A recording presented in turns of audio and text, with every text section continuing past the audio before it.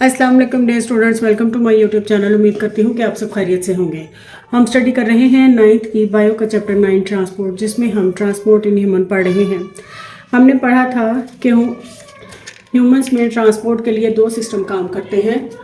Number 1 blood circulatory system और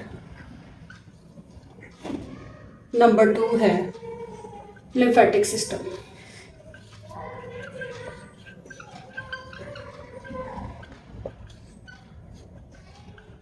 blood circulatory system में blood, heart और ब्लड वेसल्स शामिल हैं। ब्लड वेसल्स शामिल हैं।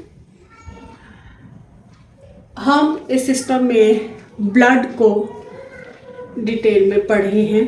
पिछली वीडियो में हमने ये पढ़ा था कि ब्लड जो है उसमें कौन कौन से सेल और सेल लाइक बॉडीज़ जो हैं वो पाई जाती हैं। तो हमने पढ़ा था कि ब्लड में ब्लड प्लाज्मा और सेल लाइक बॉडीज़ होती हैं, जिनमें आरबीसीज, डब्ल्यूबीसीज और प्लेटलेट्स शामिल हैं। ब्लड में हमने पढ़ा था कि दो मेन कंपोनेंट्स हैं इसके, प्लाज्मा और सेल लाइक बॉडीज़। प्लाज्मा में हमने पढ़ा था कि ये एक 55% of the volume of blood होता है किसी भी एडल्ट में, और बाकी सेल्स और सेल लाइक बॉडीज़ जो हैं ये 45% होती हैं। अब ये सेल लाइक जो बॉडीज़ हैं इनमें आ जाता है आरबीसीज यानी रेड ब्लड सेल्स, WBC यानी वाइट ब्लड सेल्स और प्लेटलेट्स।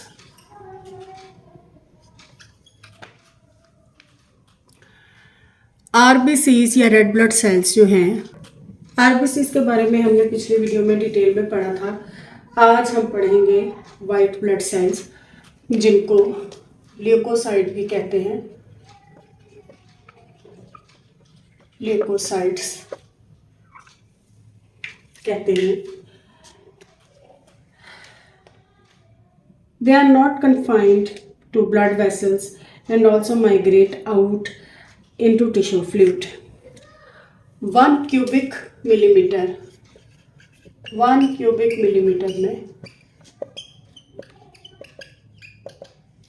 ये 7,000 to 8,000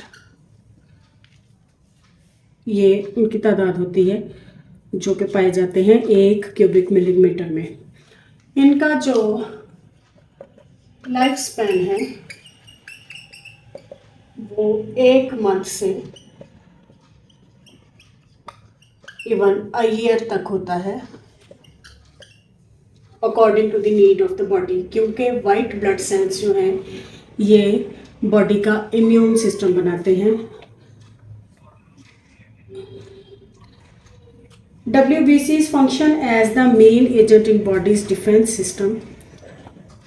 There are 2 types of white blood cells, जिनमें एक है ग्रैन्युलोसाइट्स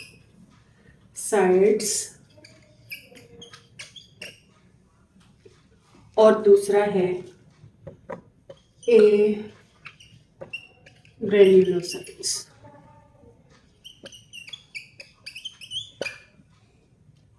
ग्रेन्युलोसाइट्स जो हैं ये फर्दर डिवाइड होते हैं 2 तरह के WBCs में। एक है न्यूट्रोफिल्स और दूसरा है इयोसिनोफिल्स।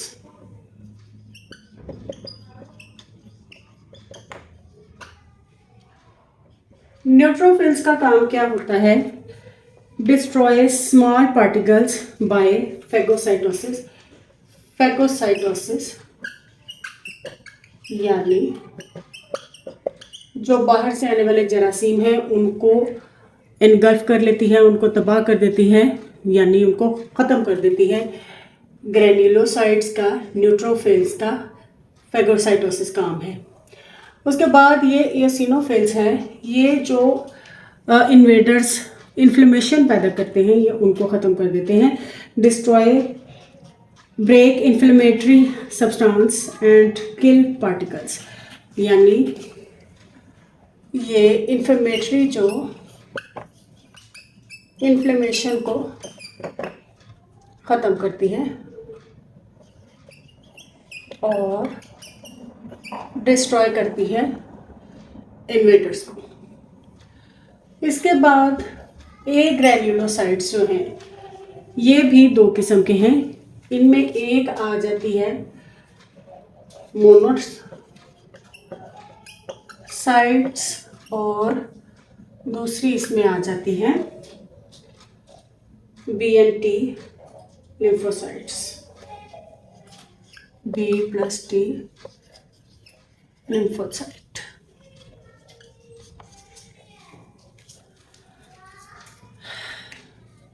मोनोसाइट्स जो है ये भी मैक्रोफेजेस बनाते हैं, जो कि बाहर से जो इन्वेडर्स आए हैं, जो जर्म्स आए हैं, उनको इनगल्फ कर लेती है एज न्यूट्रोफिल्स डन।